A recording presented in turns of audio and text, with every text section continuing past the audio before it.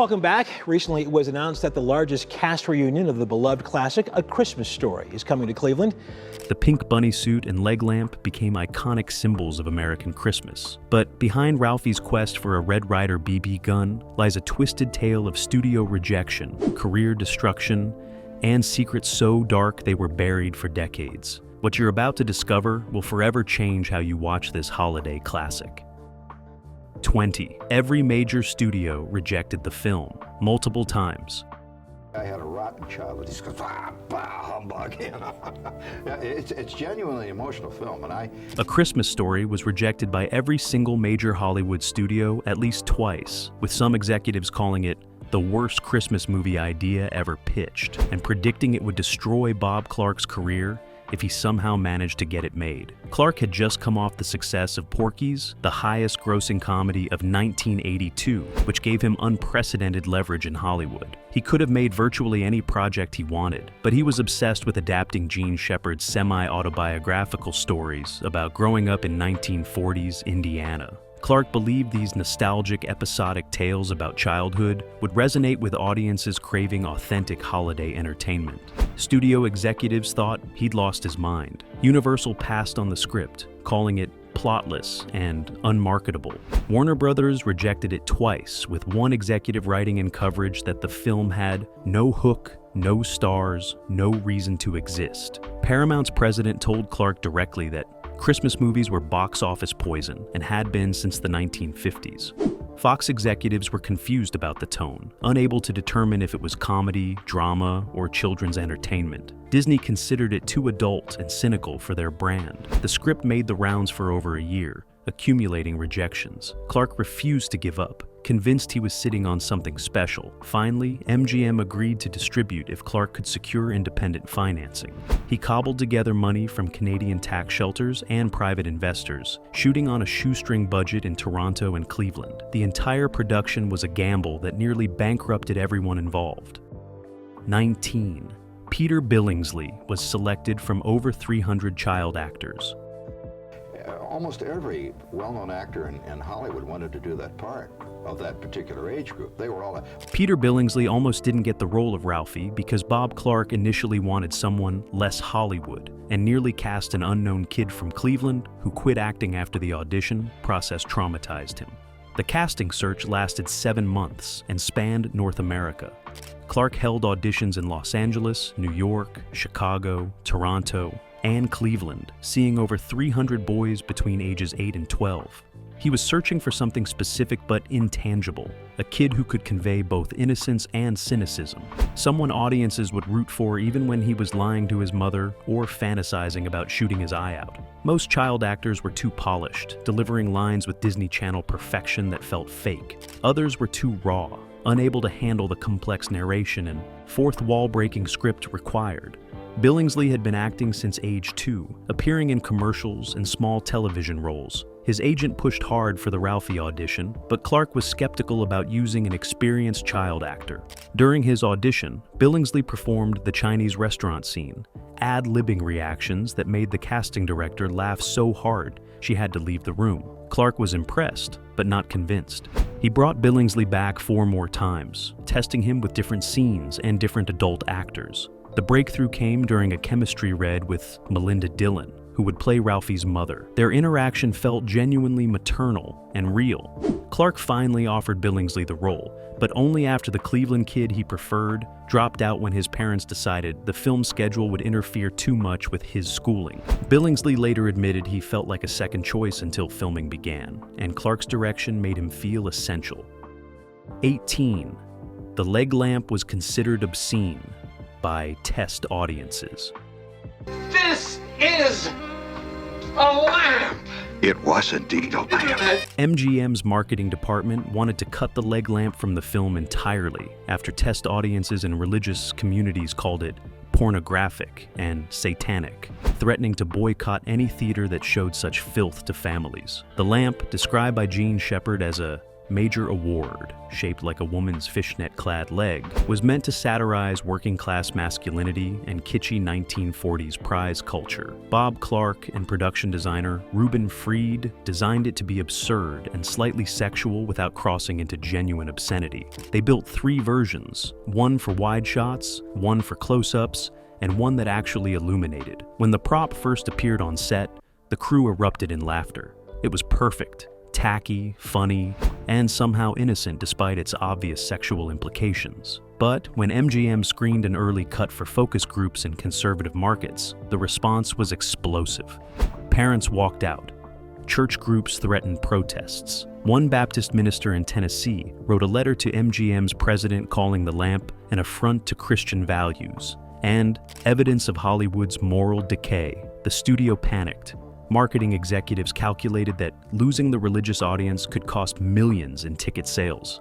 They pressured Clark to either remove the lamp entirely or significantly reduce its screen time. Clark refused, arguing that the lamp was central to the film's humor and the father's character. The standoff lasted weeks, with MGM threatening to shelve the film if Clark didn't compromise. Finally, they reached a bizarre agreement. The lamp would stay. Still, promotional materials wouldn't feature it prominently, and the film would be marketed as family-friendly without highlighting the potentially controversial elements. The strategy backfired initially, as word of mouth about the Dirty Lamp movie actually hurt ticket sales in certain regions.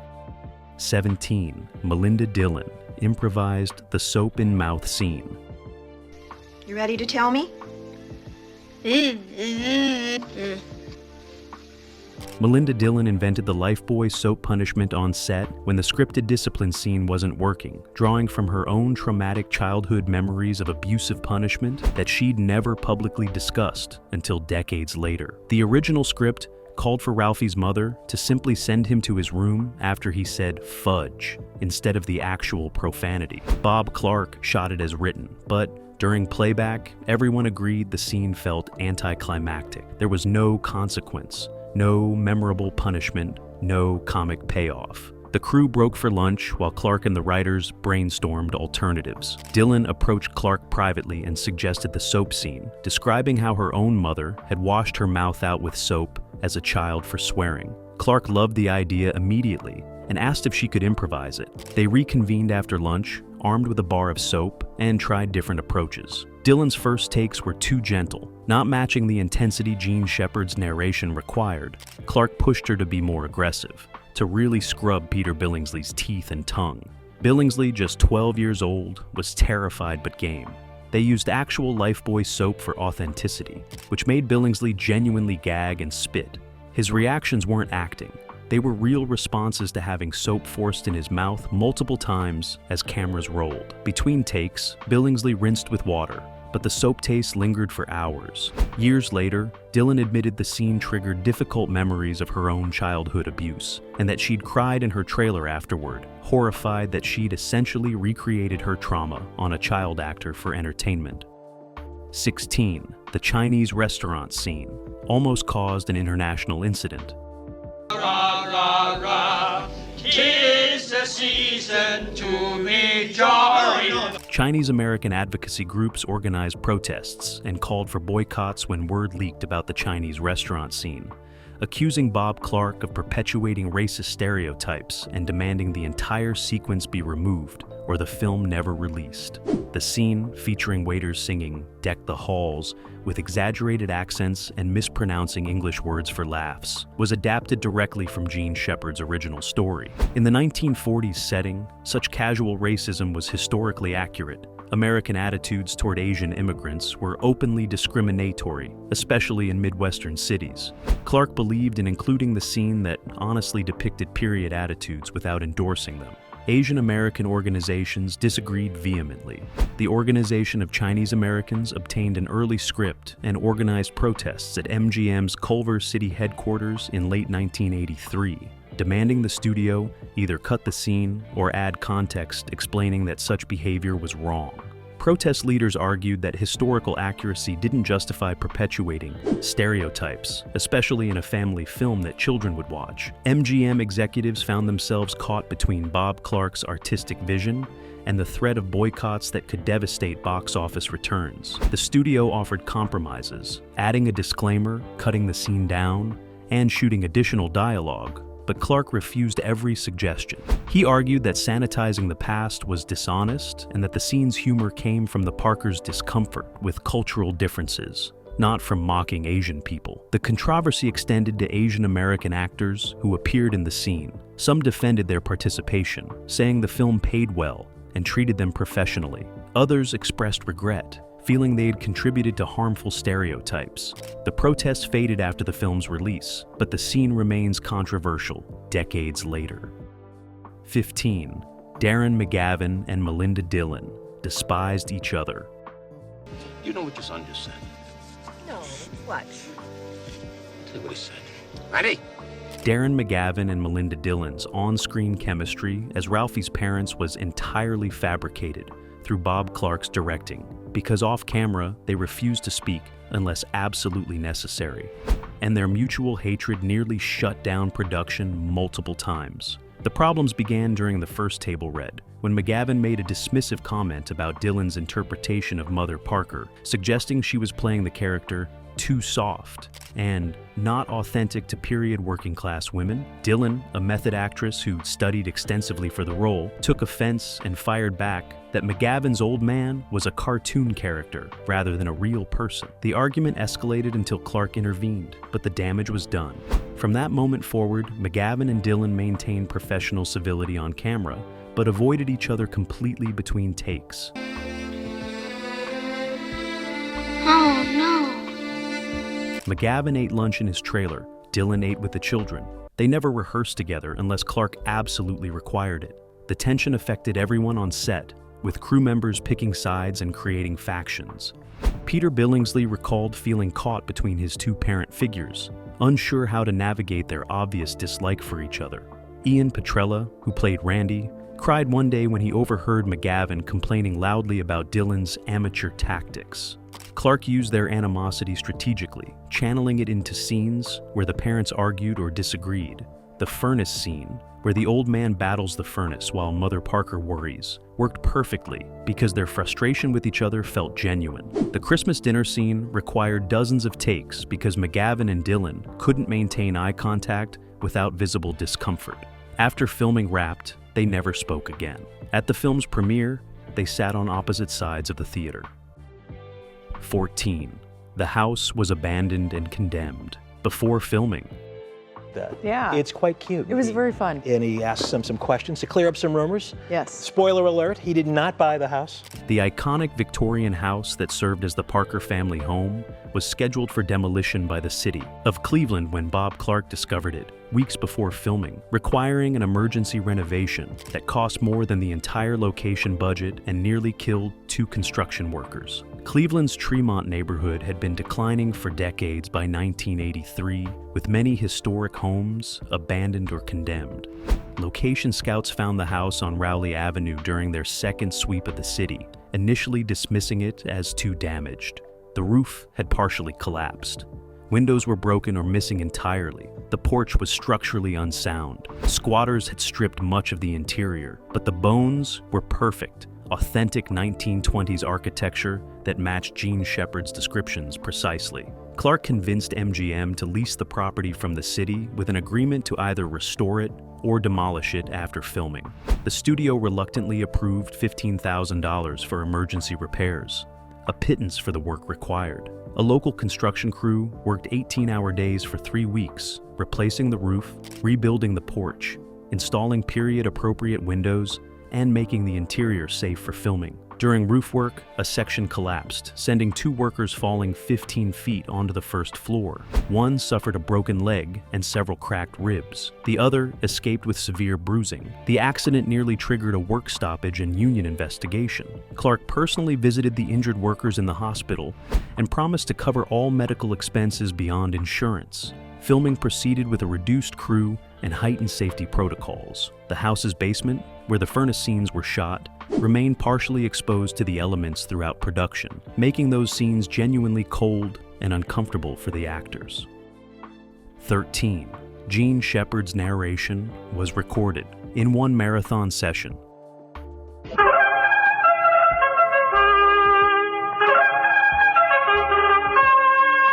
Gene Shepard recorded the entire film's narration in a single 12-hour session, fueled by bourbon and cigarettes, resulting in the warm, nostalgic voice-over that defined the movie but nearly killed him from vocal strain and exhaustion. Shepard, a legendary radio personality whose rambling monologues had entertained millions, approached narration as performance art rather than technical recording. Bob Clark wanted Shepard's authentic voice telling his own stories, believing star narrator would ring false. They scheduled multiple recording sessions, planning to knock out the narration over several days with breaks and revisions. Shepard had other ideas. He arrived at the Toronto studio with a bottle of bourbon, 2 packs of cigarettes, and insisted they record everything in one marathon session to maintain tonal consistency. Clark was skeptical, but allowed it. Shepard began at 10 in the morning, working through the script chronologically, improvising extensively beyond the written narration. His first takes were too clinical and professional, lacking the conversational warmth his radio audience knew. 3 bourbon shots later, he found his rhythm, that perfect blend of nostalgia, humor, and melancholy that made the narration transcendent. By hour 6, his voice was getting raspy. By hour 8, he was barely whispering. The sound engineer wanted to stop, fearing they'd lose everything if Shepard's voice gave out completely. Shepard refused, chugging water and continuing. Some of his best lines were recorded after 10 p.m., when his exhaustion added genuine emotion to memories of childhood and lost innocence. By midnight, the narration was complete, and Shepard could barely speak. He didn't talk above a whisper for 3 days afterward, and doctors warned him he'd done permanent damage to his vocal cords. 12. The BB Gun Company refused to participate in the film. No, put on your galoshes and your coat. It's cold out. Daisy Manufacturing Company, maker of the Red Ryder BB gun, initially refused to allow their product to appear in the film and threatened legal action if its trademark was used, fearing liability lawsuits from parents whose children injured themselves imitating Ralphie. The Red Ryder BB gun had been Daisy's flagship product since 1940s, selling millions of units and becoming synonymous with American boyhood. But by the 1980s, the company faced increasing pressure from safety advocates and consumer protection groups concerned about children's access to weapons. Daisy's legal department was particularly worried about product placement in a film where a child repeatedly fantasizes about shooting people and eventually does shoot himself in the eye with the BB gun. Their lawyers argued that the film could be interpreted as encouraging dangerous behavior, and that any injury involving their product could cite the movie as evidence of negligent marketing. Bob Clark and MGM attempted to negotiate with Daisy for months, offering to include safety disclaimers and modify scenes to emphasize responsible gun ownership. Daisy refused every compromise. Finally, Clark decided to use the Red Ryder name anyway under fair use, calculating that Daisy wouldn't actually sue because the publicity would backfire. He was right. Daisy's executives fumed privately, but took no legal action, recognizing that suing a Christmas movie would create a PR nightmare. The gamble paid off spectacularly. After the film's release and subsequent cult success, Daisy experienced a massive resurgence in Red Ryder BB gun sales. By the 1990s, the company was actively promoting the film's connection to their product, selling special A Christmas Story edition BB guns and completely reversing their original position. 11. The tongue freezing scene required a hidden suction device. This is nuts.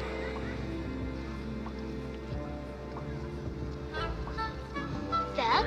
The iconic scene in which Flick's tongue freezes to the flagpole was achieved using a hidden suction tube connected to a vacuum pump. Still, the effect worked too well during the first take, tearing skin from actor Scott Schwartz's tongue and requiring medical attention and a production shutdown. The script called for Flick to accept a triple dog dare to lick a frozen flagpole during recess, which resulted in his tongue getting stuck. Bob Clark knew they couldn't actually freeze a child actor's tongue to metal, but he also knew that obvious fakery would ruin the film's most memorable moment. Special effects coordinator Jeff Jarvis designed an elaborate rig, a flagpole with a hidden opening connected to a vacuum system that would create genuine suction when activated. The pole was warmed to room temperature to prevent any actual freezing. Schwartz, just 12 years old, was briefed extensively about the effect, but wasn't prepared for how powerful the suction would be. During the first take, when Jarvis activated the vacuum, Schwartz's tongue was pulled against the metal with such force that he panicked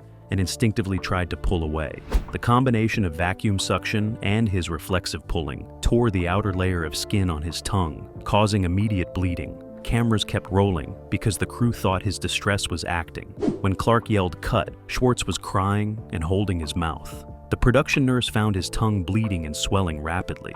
Filming stopped for 3 hours while a doctor examined Schwartz and determined the injury wasn't serious enough to require stitches, but would need time to heal. Insurance adjusters documented everything, worried about child endangerment claims. Jarvis modified the vacuum to reduce suction by half, and they reshot the scene 2 days later when Schwartz's tongue had healed enough to continue. 10. The film originally had a much darker ending.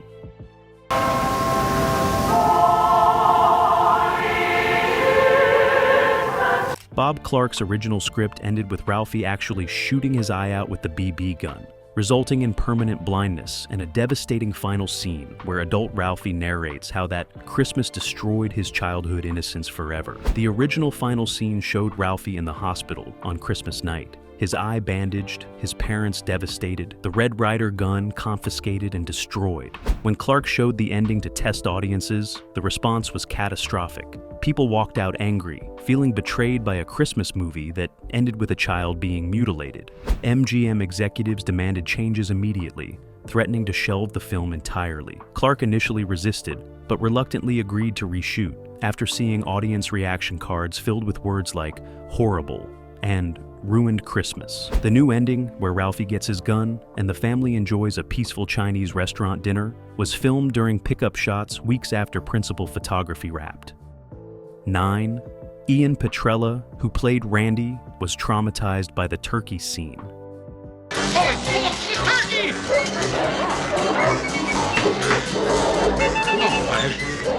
Ian Petrella suffered a genuine emotional breakdown during the Christmas dinner scene where the Bumpus Hounds destroy the turkey, requiring child psychologists on set and nearly causing his parents to remove him from the production permanently.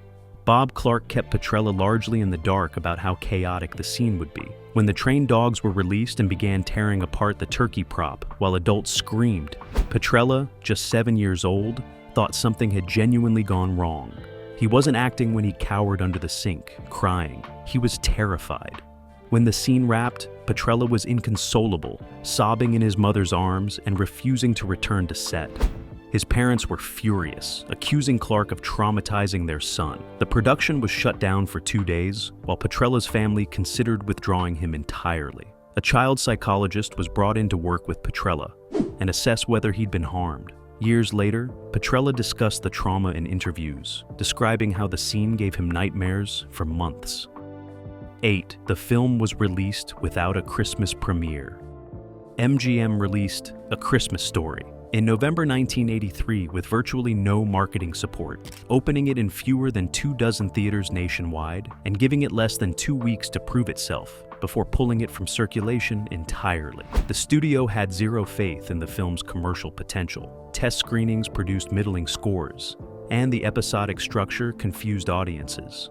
MGM allocated a microscopic marketing budget, creating a single poster and running minimal television spots. Box office returns were dismal. The film earned just under $20,000 during its first weekend in limited release. Critics who bothered reviewing it were indifferent, primarily calling it pleasant but forgettable. MGM pulled the film from most theaters within 10 days. By mid-December, A Christmas Story was playing in fewer than a dozen locations nationwide. Bob Clark watched his passion project die quietly, earning less than $2 million against a $4 million budget. Nobody predicted that home video and cable television would resurrect the film from obscurity. 7. Peter Billingsley's parents stole his earnings. From the film, Peter Billingsley's parents systematically embezzled his entire salary from A Christmas Story, plus residuals, spending over $300,000 on luxury cars, vacations, and personal expenses before he turned 18 and discovered the theft. A Christmas Story was filmed in Canada and Ohio, outside California's jurisdiction. leaving Billingsley vulnerable to financial exploitation. His parents controlled all of his earnings. Billingsley was paid $25,000 up front, with residual payments growing substantially as the film found success in syndication. By the time Billingsley turned 18, his accumulated earnings should have exceeded $400,000. Instead, he found less than $5,000 remaining. Bank records revealed purchases including a Mercedes, a boat, and multiple European vacations. Billingsley hired lawyers and sued for recovery.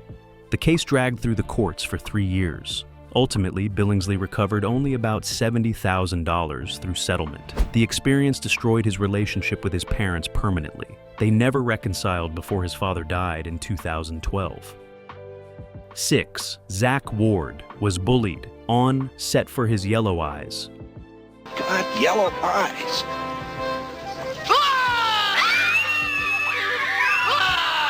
Zach Ward endured constant harassment from other child actors during filming because the yellow contact lenses he wore as Bully.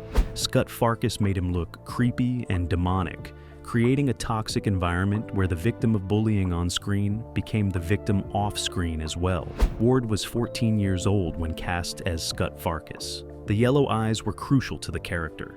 Gene Shepard's original writing described them as unnatural and frightening. Bob Clark commissioned special contact lenses that gave Ward's eyes an eerie yellowish tint. They were uncomfortable and made Ward's eyes red and irritated, but the physical discomfort was nothing compared to the social consequences. Other child actors were frightened by Ward's appearance and avoided him between takes. Some openly mocked him, calling him Zombie Eyes and Monster Boy. Ward ate lunch alone, stayed in his trailer during breaks, and cried multiple times during production. He later described the production as one of the loneliest periods of his life. 5. The soap opera fight scene was real and unscripted.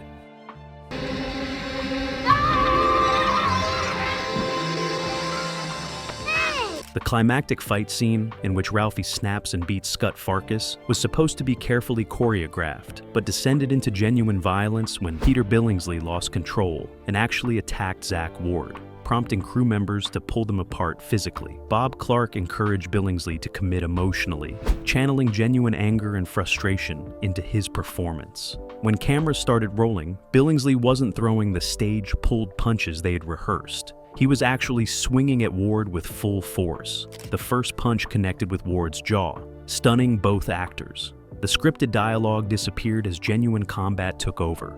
Ward's lip was split. Billingsley's knuckles were bleeding. Crew members realized something was wrong when they heard Ward yelling, "Stop," between takes of dialogue. 2 production assistants rushed in and pulled Billingsley off Ward. Ward required medical attention for his split lip and bruised face. Billingsley was shaking and crying, horrified by what he'd done. Clark made the controversial decision to use the footage despite its problematic origin. 4. Gene Shepard hated the final film and demanded his name be removed.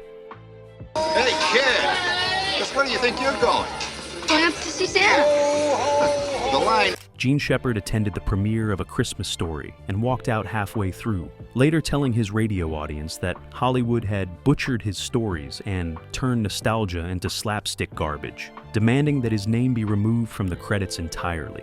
Shepard had collaborated extensively with Bob Clark during development, but wasn't involved in day-to-day filming. When he finally watched a near-final version, he was appalled. The leg lamp had become a prominent sight gag. The Chinese restaurant scene played as broad ethnic stereotype comedy.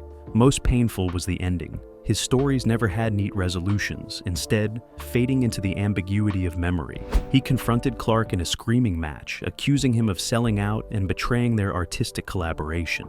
Shepard threatened legal action to remove his name from the project. MGM's lawyers informed him that his contract gave the studio final cut approval. Shepard had no choice but to let his name remain, spending years criticizing the film on his radio show. 3. The film was banned in multiple countries for promoting gun violence. Ho, ho, ho, ho, ho, and what's your name? A Christmas Story was prohibited from theatrical release in the United Kingdom, Australia, and New Zealand throughout the 1980s because censorship boards determined that the film's positive portrayal of a child owning a firearm promoted dangerous behavior and violated weapons safety standards. The United Kingdom's British Board of Film Classification flagged multiple concerns, primarily the extended sequences showing Ralphie's fantasies about using the BB gun, and the film's ultimate reward structure, where he receives the weapon despite adult warnings. The board requested extensive cuts, including the removal of all fantasy sequences involving the BB gun. MGM refused, arguing that the cuts would destroy the film's narrative. The board responded by denying certification entirely, effectively banning the film from British theaters. Australia and New Zealand followed suit, citing concerns that children would imitate Ralphie's behavior. Censorship boards noted that BB guns caused hundreds of serious injuries to children annually, and that any media portraying them positively contributed to that danger. The bans remained in effect for years, only lifted quietly in the 1990s. 2. Bob Clark was killed before he could make the sequel he'd planned. Bob Clark spent over 2 decades developing a sequel called It Runs in the Family that would follow Ralphie as a teenager. Still, he was killed in a drunk driving accident in 2000, just weeks before production was scheduled to begin, taking his unrealized vision to the grave. Clark had always imagined A Christmas Story as the first in a series following Ralphie through different life stages. The script reunited many original cast members, with Peter Billingsley returning as teenage Ralphie. Clark secured financing and was in pre-production when tragedy struck. On April 4th, 2007, Clark and his 22-year-old son, Ariel, were killed when a drunk driver crossed the median on Pacific Coast Highway and hit their vehicle head-on. Both died instantly. The sequel production collapsed immediately, with investors pulling out and cast members too grief-stricken to continue. Clark's widow attempted to complete his vision, but the resulting film was critically panned. Billingsley refused to participate in any sequel attempts, stating that the story died with its creator. 1. The film's rights were almost lost forever in a legal battle. Hey, that's funny. What's that over there behind the desk? A Christmas Story almost disappeared from television and home video in the late 1990s, when a catastrophic rights dispute between MGM and Turner Broadcasting threatened to lock the film in legal limbo permanently, preventing the 24-hour marathon that saved it from obscurity. When Turner Broadcasting acquired MGM's film library in 1996, questions arose about whether A Christmas Story was included. Turner wanted to create a Christmas programming block, but MGM's lawyers claimed Turner had only purchased theatrical rights, not television broadcast rights. The dispute escalated into federal court. For 3 years, the film couldn't air on television or be released on new home video formats. Finally, in 1999, both parties reached a settlement allowing Turner's TNT network to broadcast the film. TNT programming executive Tom Hurwitz proposed the revolutionary 24-hour marathon concept. The first marathon aired on Christmas Eve in 1999 and became an instant tradition, exposing the film to audiences who'd missed it during its theatrical run. That marathon saved A Christmas Story from permanent obscurity. So, there you have it, 20 secrets that transform A Christmas Story from a wholesome holiday classic into something far more complex and troubling. Behind Ralphie's innocent quest for a BB gun lies studio rejection, child exploitation, on-set trauma, financial theft, and tragedies that haunt the film's legacy to this day. The movie we watch every Christmas Eve carries scars invisible to most viewers, hidden beneath the nostalgia and laughter. The next time you see that leg lamp glowing in the window, or hear Ralphie's narration, remember, you're watching something built on sacrifice, suffering, and dreams that came true in the most unexpected and sometimes devastating ways.